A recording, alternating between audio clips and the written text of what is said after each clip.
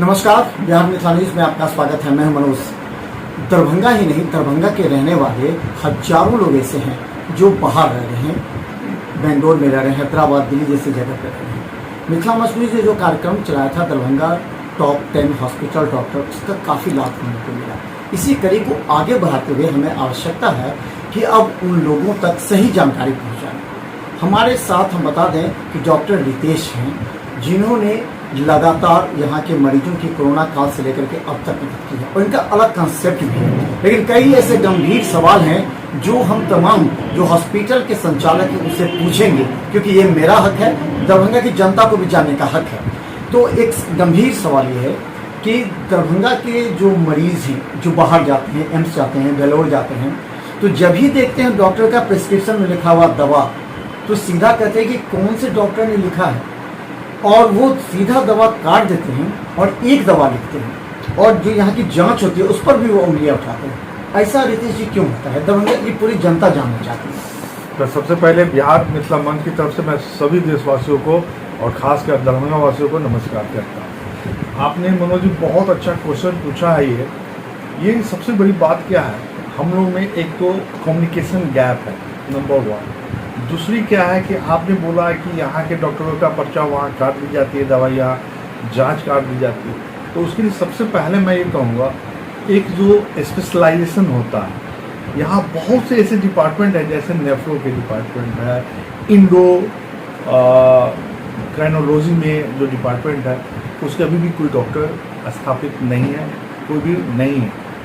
और होता क्या है, बिचौलियों के द्वारा वो ये कह देते हैं कि ये डॉक्टर साहब ये इस चीज़ में स्पेशलाइज है, और वो डॉक्टर साहब को उस चीज़ में स्पेशलाइजेशन होता नहीं। तो वो क्या करते हैं, वो तो दवा लिखते हैं, और वही दवा जो वो जब बाहर जाती है पर्चे किसी स्पेशलाइज के पास जाती है, तो वो दवाएं उसको उस तरीके से नहीं मिलती है, तो वो उसको काट देता है। अब आ रही बात, आपने दूसरी बात हमसे पूछी है, जाँच। मैं आपसे कहना चाहता हूँ कि इस पे प्रशासन को भी ध्यान देना चाहिए। 100 में 80% ऐसे जांच हैं जहां कोई पैथोलॉजिस्ट नहीं होता। आप एक लैब टेक्नीशियन कहीं से भी कर लेते हैं और आपको पूरी जांच के बारे में जानकारी नहीं होती। जैसे केमिकल जांच होती है, हेमोग्लोबिन सीरम से बहुत सी जांचें होती है जिसकी जानकारी उन लोगों की नहीं होती है, लेकिन फिर भी वो जांच करके वो रिपोर्ट बना देते हैं, और वो रिपोर्ट पूर्णतः सही नहीं होता। वो पेशेंट जो है बेचारा, वो तो जानकार होता नहीं है, उसको समझ में आता नहीं है, तो वो तो समझता है यही मेरा रिपोर्ट सही है। जब वो कहीं अच्छे जगह पे जाता है, जैसे मैं पहले अपोलो में था, वहाँ जब बिहार का ही कोई पेशेंट आता था तो हम भी हंसते थे कि अरे ये क्या लिख के लाया, तुम कौन देखा है। तो ये स्वाभाविक है, जब आप किसी चीज़ में स्पेशलाइज नहीं है तो उस चीज़ की जानकारी तो आपको होगी नहीं, तो आप इधर उधर की बातें लिखेंगे ही, और वो संभवतः जब स्पेशलाइजेशन के पास जाता है तो वो पकड़ी जाती है। अच्छा, ये तो हुआ कि अगर इस तरह जो डायग्नोसिस हो रहा है वो गलत ट्रैक पर चला गया, अगर हम किसी और के मरीज हैं, जांच रिपोर्ट गलत है, तो हम वो डायग्नोसिस अलग चला गया, तो आखिर IMA या जो अधिकारी हैं जो कहते हैं कि हमें डॉक्टर की सुरक्षा करनी चाहिए, डॉक्टर के साथ अगर कुछ होता है तो मरीज और उसके परिजन की लापरवाही है उस पर केस करो, तो एक मानवता भी एक चीज़ होती है, वो आखिर IMA इस मामले को क्यों नहीं देखता, क्यों नहीं सजेस्ट करता, क्यों ना डॉक्टर के बीच बैठ के ये बात होती है कि देखिए अगर आप स्पेशलाइज्ड हैं तो इससे दरभंगा की बदनामी होती है। हमारा ये कहना है। मनोज जी, मैं आपको बताऊं, IMA इस कदम पे पहले भी काम कर चुका, और अभी भी। मैं रिसेंटली भी एक मीटिंग हुई थी और सेक्रेटरी साहब से भी मेरी बात हुई थी, वो प्राय लोग प्रयास करते रहते। लेकिन क्या हो रहा है मैं आपको बताऊं, बिचौलियों के कारण क्या होता है, जो रिसेंट पास किए हुए डॉक्टर साहब होते हैं उनके पास वो पहुंचा देते हैं। और मैं आपको दावे के साथ कहता हूं, जो अनुभवी डॉक्टर हैं वो इस बात को बहुत अच्छे से समझते हैं और वो साफ शब्दों में अपने पेशेंट को कहते हैं। लेकिन जो नए डॉक्टर जो आते हैं उनको ये पता नहीं होता, और उसमें क्या होता है कि वो चीज़ का जिसमें स्पेशलाइजेशन नहीं होता उसमें करते हैं। और मैं आपको बता दूँ, IMA हमेशा तात्पर्य है।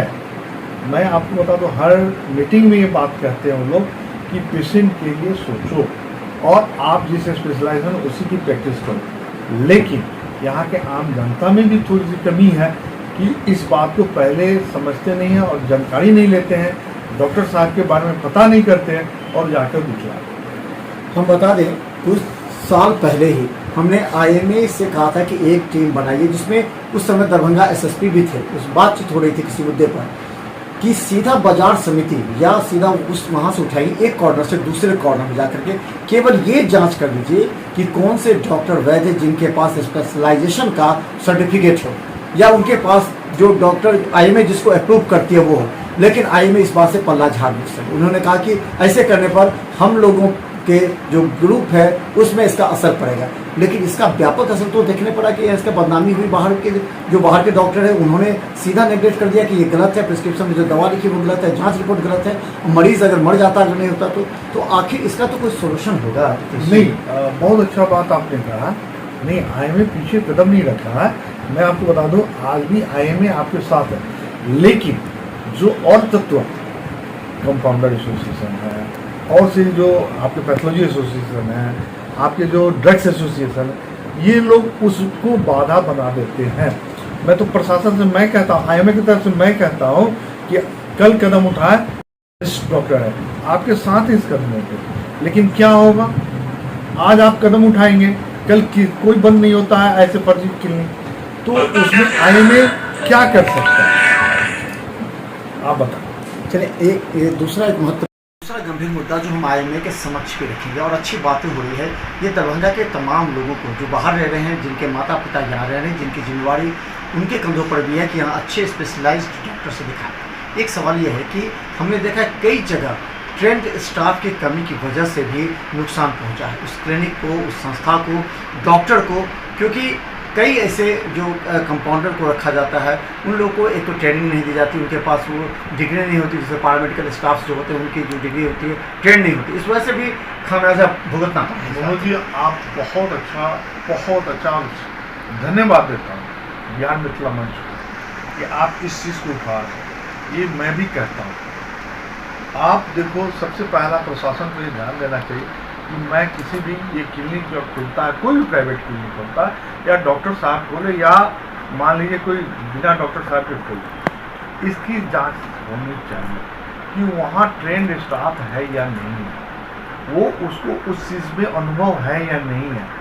यहाँ क्या हो रहा है, एक तो बिना डॉक्टर बेस बहुत सी क्लिनिक खुल गई है, और क्या बिना बेस डॉक्टर क्लिनिक तो छोड़िए, नर्सिंग होम खुल गई है जहाँ पे भाड़े पे डॉक्टरों को बुला दिया जाता है। और स्टाफ की जहाँ तक आप बात करते हैं, मैं तो ये कहता हूँ जिसको नर्स लिखने नहीं आता है वो भी नर्सिंग का काम कर रहा है। और वो सारी चीज़ें क्या होता है, डॉक्टर तो देखकर अपना ट्रीटमेंट लिख के चले जाते हैं और देखना 24 घंटा उस नर्सिंग को ही। बहुत अच्छी बात मैं आपसे बोलूँ कि बहुत धन्यवाद आपको मनोज जी देता हूँ कि इस चीज़ को सबसे पहले उठाना चाहिए। और दूसरा मैं ये भी एक बात साथ में जोड़ना चाहता हूँ, जो जितने डुप्लीकेसी की जो मार्केटिंग है दवाइयों में, उसके प्रति भी आपके माध्यम से मैं कहूँगा थोड़ा सा इस पर भी गौर कीजिए। और हाँ, प्रशासन को इस पर एकदम गौर करना चाहिए और इसको तत्कालिक बंद करना। ये आईएमए लेवल पर क्यों नहीं बात उठती कि अगर जो ट्रेंड स्टाफ होना चाहिए या फिर जो रजिस्टर्ड है स्टाफ, क्योंकि एक की गलती की वजह से पूरा संस्था बदनाम हो जाती है, तो इस पर आईएमए को भी चाहिए कि वो इस पर। मनोज जी, मैं आपको बता दूं कि आईएमए इस पे संज्ञान ले चुका है। हर डॉक्टर और हर नर्सिंग होम को लेटर भेज चुका है, लेकिन उसको अमल में लाना तो आईएमए हर जगह जा नहीं सकता है सर, तो उसको अमल में लाना प्रशासन का काम है और उन डॉक्टरों का काम। हम आज कहते हैं, मैं जब अपने खुद नहीं अपने पे जिम्मेवारी लूँगा तो आईएमए कुछ नहीं कर सकता। मैं अपने पे जिम्मेवारी लूँगा तो ही हमसे 10 आदमी मिलकर एक आईएमए बनेगा, संस्था बनती है। तो मैं कहता हूँ हर डॉक्टरों को ये जिम्मेवारी लेनी चाहिए कि मेरे यहाँ जो काम कर रहा एटलीस्ट कम से कम मैंने अनुभव ही हो और काम जानता हो उस क्षेत्र में। एक लास्ट अंतिम सवाल हम पूछेंगे।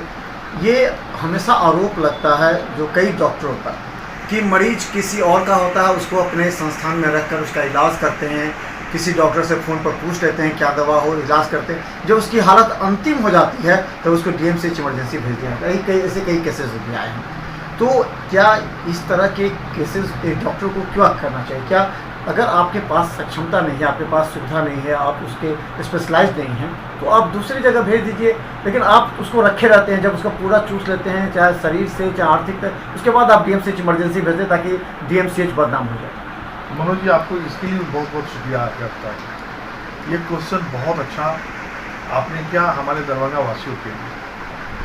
मैं ये कहता हूँ, ये स्वीकारता हूँ कि ये बात आपने जो अभी कही है, ये बहुत से नर्सिंग होम में हो रहा है और बहुत दुख की बात है। मैंने आपसे बोला ना, बहुत से ऐसे डिपार्टमेंट है अभी भी यहाँ पे डॉक्टर नहीं है, आपके बहुत से डिपार्टमेंट के स्पेशलाइज डॉक्टर नहीं है, लेकिन उसका लोग रख कर इलाज कर रहे हैं। तो उसका मैं यही एक आपसे आग्रह करना चाहता हूँ, हम सभी को मिल के इसके अगेंस्ट में आवाज़ उठानी चाहिए। मैं भी आपके साथ हूँ। तो चले हम बता दें, ये मुद्दा जब उठ चुकी है तो दरभंगा के तमाम उन डॉक्टरों से, तमाम नर्सिंग होम के संचालकों से, इनके IMA से हम खास कर पूछेंगे। IMA के जो सेक्रेटरी हैं, जो प्रेसिडेंट है, उनको जवाब देना होगा दरभंगा की जनता हित में कि अगर उनके अंदर भी कुछ खामियां हैं तो उसको दूर कौन करेगा।